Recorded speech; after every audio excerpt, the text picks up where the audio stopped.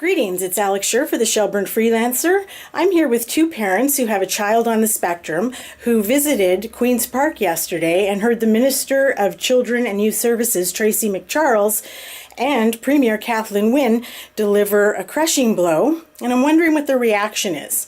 I'm here today with Nicole Taylor and Paul Taylor. And so you did the arduous trip of going to Queen's Park, and what's your reaction now? It's the day after the day before.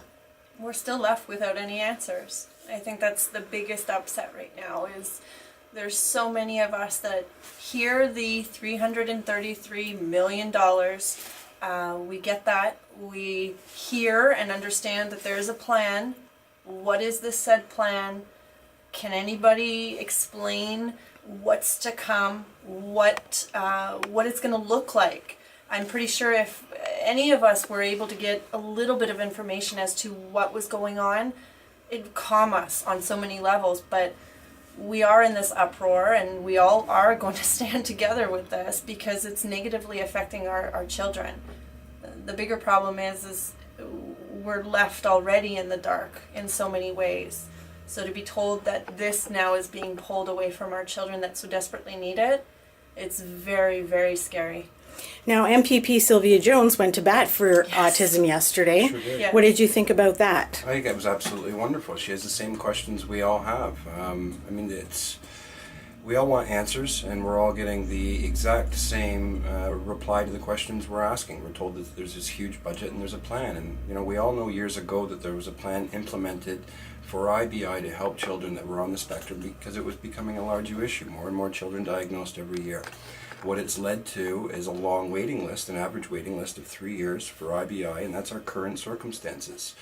The $333 million in the so-called plan is supposed to better that. So, the biggest question is, what is that plan? And how is it going to better what's already in effect? Is it going to take children from a 3-year waiting list down to a 1-month waiting list? Is it going to give them immediate treatment? I just get the strong feeling there is no strong plan that's been put together, and these children end up in an even longer waiting list while they get everything together and focus on creating an actual plan to change this. And now's the time. We recently had some backlash of anger because of a video that we posted. We posted this video simply to show that our son is 5 years old. In the past 3 days from starting the official IBI in our home, he's really changed in so many ways. He's pairing, he's doing patterns, he's wanting to use his iPad to communicate. This might be nothing for somebody that doesn't have a child on the spectrum, but for somebody that has lost their child for the past 3 years, and not been able to wake up in the morning and communicate, not being able to look into the eyes of your child and hear how they feel, it's a huge loss. So we don't want any more losses. We just want help, and help that we were promised by Kathleen Wynne from the get-go. And I feel that she's not living up to her promises. I think one of the bigger issues is that they state that IBI is no longer effective after the age of 5. And, I personally find that to be ageism, a discrimination based on age. I think these children need to be looked at as a per-need basis and judged on that. You can't just say this child's over 5, the IBI is going to be ineffective. You need to analyze that child, what they need. And it may be that IBI is not appropriate for that child, but I think in many cases you're going to find there's 5-year-olds and above where it is appropriate, and they still need that assistance. Now, are you aware of any services or studies that have been conducted to the reason as to why these numbers are escalating at such a staggering rate? That's a tough one. It's a controversial issue in its own as to why the numbers in autism are increasing. I believe it to be, we believe it, I think, to be a combination of many things. Intake of foods, our diet, our environment. There's going to be so much that's affecting it to pinpoint one thing. I think we'd all love to have that answer. And to be honest with you, I don't think that any of the facts that even Monique Taylor, she brought up at Queen's Park stating, show us these findings. I find that we're all being told so much, but there's not enough delivery of evidence provided before us. If we could all have a little sit down and all be amicable and reasonable, I think that all of us would come to a better understanding. And I think if Miss Wynne could take the time to live in our shoes for even 2 days, she would see how much we all desperately need this help. This is not a cry for attention in a wrong manner. This is a severe cry for help. This is not going to get any better. The families are going to be left completely devastated by this, and there's going to be a lot more issues to deal with in the long run. Would you think there's anything the Government of Canada could do to parents in this fight that would make this fight go away? Absolutely. Show a strategy. I think we're sick of our government slapping money in our faces. We have a budget of $333 million. That sounds like a lot of money. We all know how fast the money goes within our government system and how many people that are going to need the assistance from that. Show us a plan. Are we not a democracy? You know, we yesterday was very surreal because it was my first experience, and listening to a lot of what was going on, I simply looked at my husband and said, this seems like a huge waste of time. It seems like a battleground, if you will, where nothing is going to get accomplished, except for voices being heard left and right.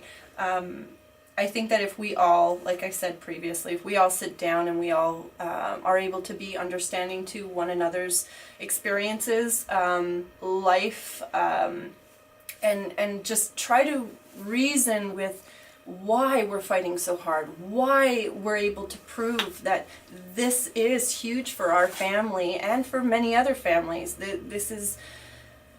It's quite upsetting that there was issue taken with videos being taken of the children progressing. This should be a moment that we are all standing very proud and saying, look, this is the proof that we finally have to show that these kids, regardless of the age, can make it.